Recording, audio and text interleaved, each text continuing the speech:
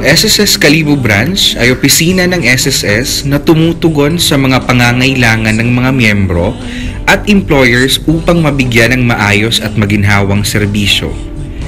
Ang SSS Kalibo Branch ay matatagpuan sa JGM Building, Goding Ramos Street, Poblasyon, Kalibo, Aklan.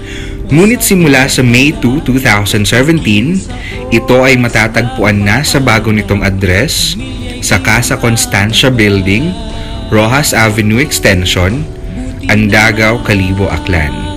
Ang OIC Account Management Section Head ng SSS Kalibo Branch na si Jocelyn F. Gismundo ang namumuno sa pagmamonitor ng bawat transaksyon at pagsunod ng mga alituntunin ng SSS law ng mga employers. Gayon din naman ang mga employers na may nais isangguni ukol sa kanilang status at kung paano mas magiging maayos ang kanilang records. Siya rin ang account officer na nakakasakop sa lahat ng bayan sa probinsya ng Aklan.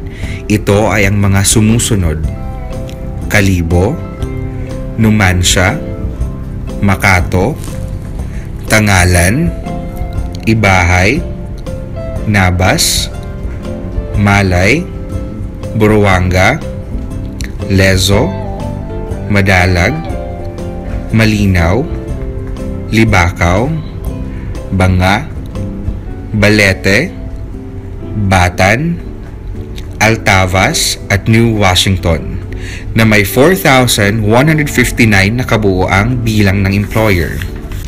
Bilang isang AO, siya ay nakararanas ng iba't ibang klaseng mga sitwasyon tulad ng nagagalit o nagtatago na employer kapag sinisingil. Meron pa nga minsan na pinagbabantaan na i-report kay President Duterte o sa Ombudsman o sa 8888. Ngunit alam ng mga AO na kasama ito sa kanilang mga responsibilidad at hindi dapat inaatrasan kundi tinatanggap upang mas mapabuti ang serbisyo ng SSS at nang sa gayon ay mas magawa rin ng mga employers ang kanilang trabaho para sa kanilang mga empleyado. Nawa ang Employers Day na ito ay maging daan para sa mas maayos at mas komportableng relasyon ng SSS at kanilang nasasakupang employer or employees. Ang SSS Kalibo Branch ay pinamumunuan ni Eliza M. Liavan at binubuo ng 21 na empleyado.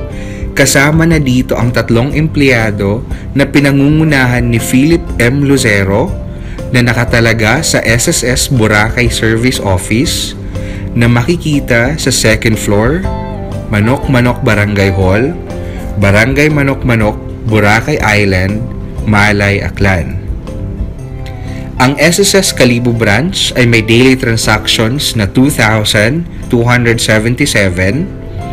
1,133 walk-in transactions at may hawak na 4,159 employer accounts. Ang active accounts naman ay 2,478. Maliban doon ay meron din silang mga self-employed at voluntary member accounts na 10,213.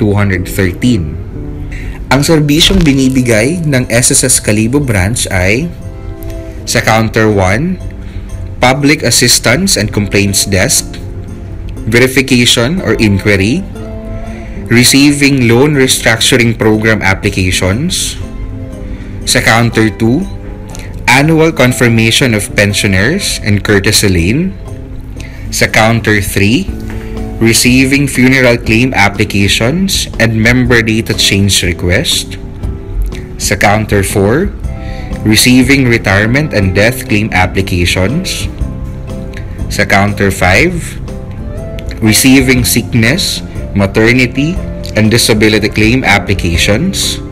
Sa Counter 6, Corporate Lane, Receiving of E-R3 or E-LMS, Issuance of SSS Number, and Receiving Salary Loan Applications. E-Center, Tellering Counters, Receiving Payments from Employers and Members. Ang SSS Kalibo Branch ay may jurisdiction na 17 na mga bayan at ito ay binubuo ng mga sumusunod: Kalibo, Numancia, Makato, Tangalan, Ibahay, Nabas, Malay, Buruanga, Lezo, Madalag, Malinaw, Libakaw, Banga, Balete, Batan, Altavas at New Washington. Ang lalawigan na nasasakupan ng SSS Kalibo Branch ay kilala sa mga produkto ng pinya cloth, Precious Moments dolls, longganisa and other meat products, o sa mga lugar tulad ng Boracay, Bakhawan in Kalibo, Sampaguita Garden Resort, and Hinugtan Beach.